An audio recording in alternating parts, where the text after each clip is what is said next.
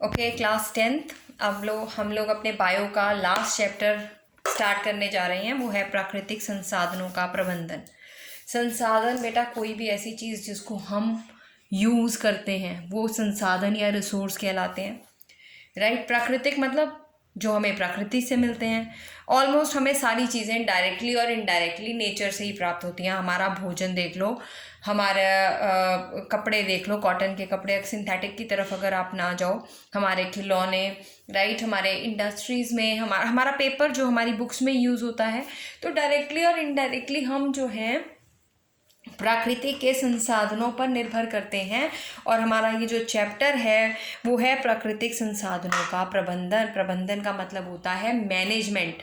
Right. हमें इन संसाधनों को किस तरह से मैनेज करके रखना है वो हम इसमें पढ़ेंगे। पहले हम इसमें डिफरेंट संसाधनों के बारे में पढ़ेंगे। राइट। हम इसमें पढ़ेंगे कि हमें इसकी मैनेजमेंट की आवश्यकता ही क्यों पड़ी, हमें क्यों इसको मैनेज करना पड़ा, क्योंकि हम जो हैं अपने प्राकृतिक संसाधनों का जुडिशियल यूज़ नहीं कर रहे हैं। हम उसको वेस्ट जो है वो ज़्यादा कर रहे हैं। जहाँ जितनी हमारी रिक्वायरमेंट है उससे कहीं ज़्यादा हम उसको वेस्टेज की तरफ लेके जा रहे हैं। अब ये जो वेस्टेज है वो क्या करेगी, वो हमारे आने वाली पीढ़ियों के लिए ये संसाधन जो है वो ख़त्म हो जाएंगे। ठीक है।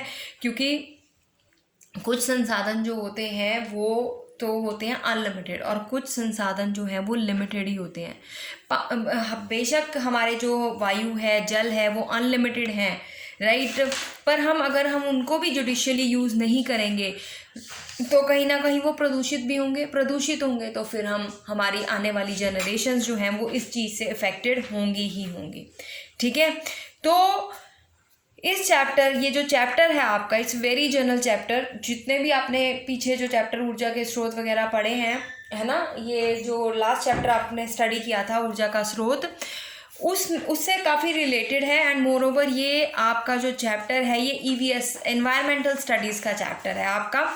इट इज़ नॉट एग्जैक्टली ये बायो से रिलेटेड नहीं है, ये हमारा एनवायरमेंट से रिलेटेड चैप्टर है। ठीक है।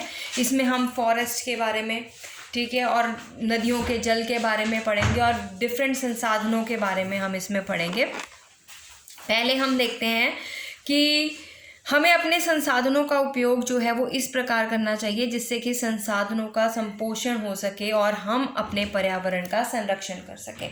यानी कि हम बिना प्रदूषण फैलाए और इस तरह से यूज़ करें कि सभी उसको अच्छे से यूज़ करते रहें और वो ख़त्म ना हो। हमारे आगे आने वाली पीढ़ियों के लिए भी वो अवेलेबल होने चाहिए। ठीक है।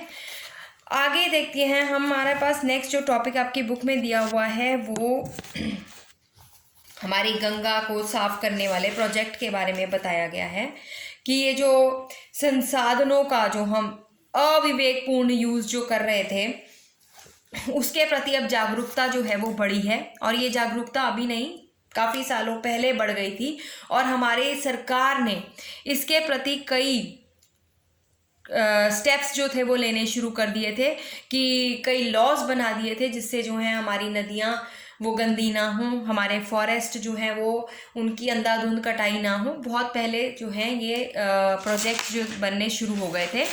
राइट। अब जैसे एक था गंगा सफाई योजना, गंगा को साफ करने का प्रोजेक्ट स्टार्ट हुआ था, वो 1985 में शुरू हुआ था। पर ये प्रोजेक्ट जो था, जो गंगा को साफ करने वाला प्रोजेक्ट है, ये उस वक्त इतना सक्सेसफुल नहीं हुआ था।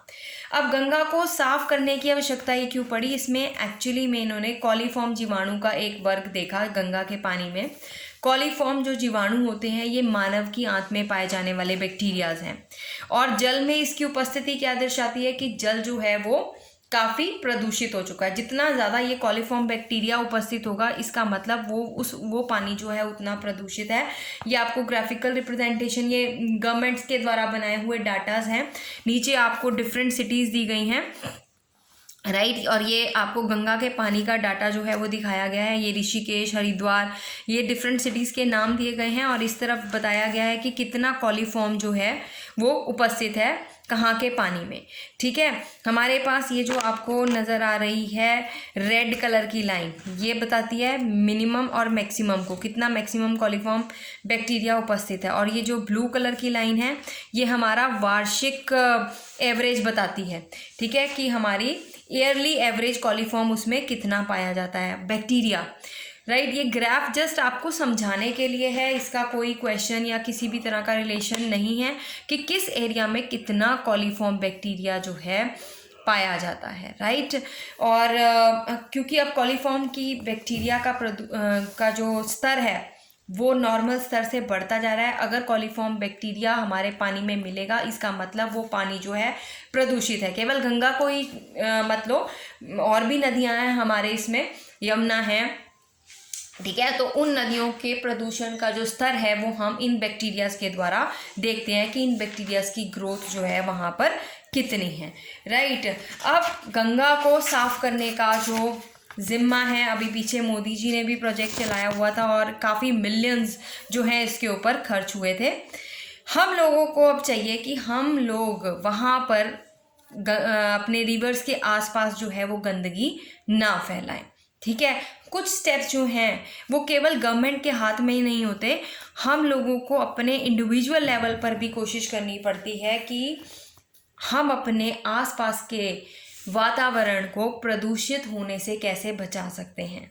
फिर दूसरा स्टेप हम यूज़ कर सकते हैं 3 आवर्स। अब आपको किसी बुक में ये 5 आवर्स भी मिलेंगे, 7 आवर्स भी मिलेंगे। पहले जब ये स्टार्ट हुआ था तो हमारे पास 3 आवर्स थे, एक था रिड्यूस, दूसरा रीसाइकिल और तीसरा रीयूज़, राइट। 3 आवर्स जो हैं इनका विशेष योगदान हम मानते हैं। पहला रिड्यूस यानी कि कम उपयोग, रीसाइकिल मतलब पुनः चक्रण करना चीज़ों का, और रीयूज़ मतलब पुनः उपयोग करना। पहले मैं आपको लूँगी कम उपयोग। अब कम उपयोग से क्या मतलब है कि मतलब जितनी ज़रूरत है उतना भी उपयोग नहीं करेंगे, नहीं, ज़रूरत का होगा तो उपयोग करेंगे, वेस्टेज नहीं करेंगे। वेस्टेज का मतलब क्या है कि जैसे अब जब आपको बिजली के पंखे और बल्ब नहीं चाहिए तो उनके स्विच जो है बंद कर दो। जैसे आप लोगों की स्कूल में छुट्टी होती है तो बिना ये ध्यान दिए कि लाइट जो है वो ऑन है या ऑफ है, सारे के सारे बस अपना दरवाज़ा तोड़ के भागने की कोशिश करते हैं, right. You people are not aware, आपको पता नहीं चलता। आप घरों में भी उठ के एक कमरे से दूसरे कमरे में जाते हो तो आप अपनी लाइट और पंखा जो है वो बंद नहीं करते। अगर हम इन चीज़ों को अपने लेवल पर, इंडिविजुअल लेवल पर देखें, कम उपयोग करें तो हम अपने संसाधनों को काफ़ी हद तक बचा सकते हैं। क्योंकि बिजली जो है अभी भी बहुत जगह पर कहाँ से जनरेट होती है, कोयले से, है ना। अब कोयला जो है वो क्या है, वो हमारा नॉन रिन्यूएबल सोर्स है, इसको हम बार बार यूज़ नहीं कर सकते हैं। आगे देखिए, अब आप टपकने वाले नल की मरम्मत करके जल की बचत कर सकते हैं, राइट। अब कई बार हमारे घरों में नल ख़राब हो गया, उसमें से पानी टपकता जा रहा है, बिना किसी ज़रूरत के पानी निकलता जा रहा है, हम उसकी परवाही नहीं करते, निकलता है तो निकले, अब ख़राब हो गया तो हो गया, तो कितना हमारा पानी का वेस्ट है। दूसरा हमारा स्टेप है पुनः चक्रण।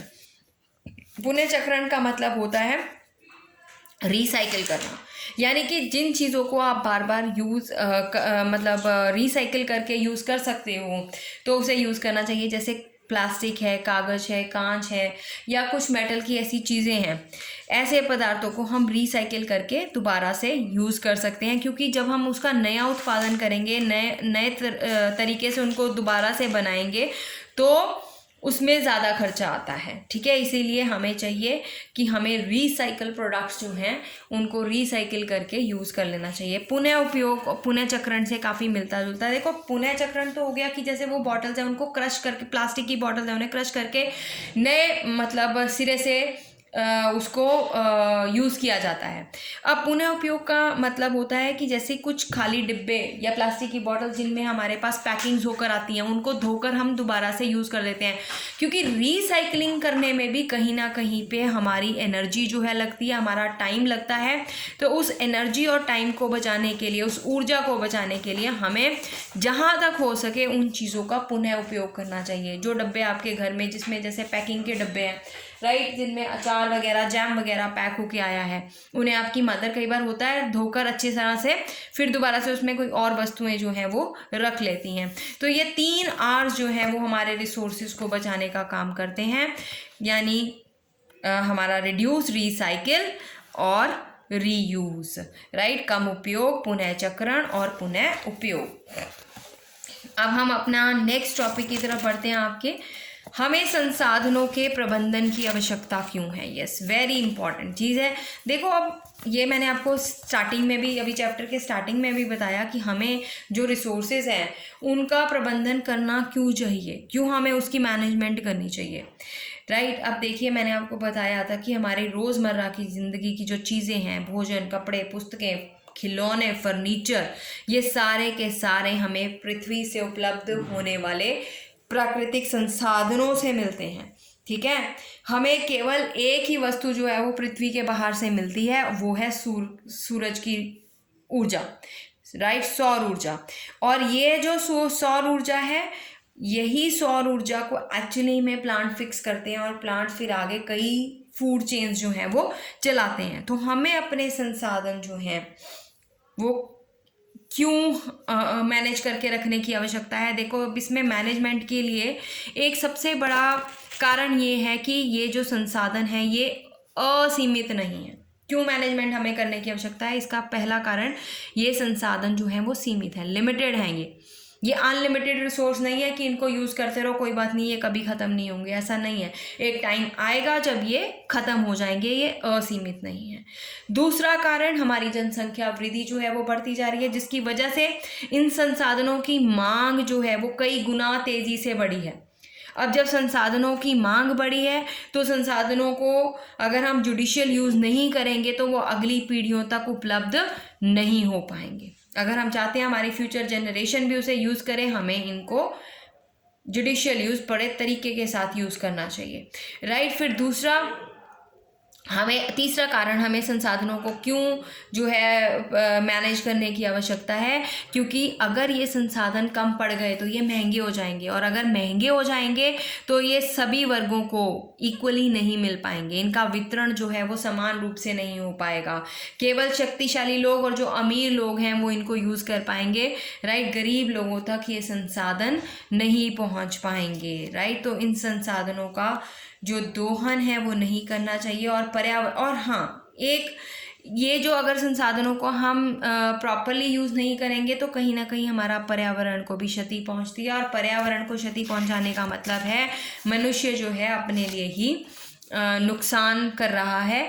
क्योंकि अगर हम वनों की बिल्कुल अंधाधुंध कटाई करेंगे तो हमारी ऑक्सीजन लेवल भी कम होगा बेटा। वो कार्बन डाइऑक्साइड का इतना बड़ा सिंक है हमारे फॉरेस्ट, हमारी सारी कार्बन डाइऑक्साइड जो हम छोड़ते हैं उनको एब्जॉर्ब कर लेते हैं, तो कार्बन डाइऑक्साइड का लेवल बढ़ेगा। कार्बन का लेवल बढ़ने से ग्लोबल वार्मिंग बढ़ेगी, तो हमारा पर्यावरण भी अफेक्टेड होता है, ठीक है। अब हमारा जो नेक्स्ट टॉपिक है इस चैप्टर का वो है वन और वन्य जीवन। ये मैं आपको नेक्स्ट वीडियो में लेती हूँ।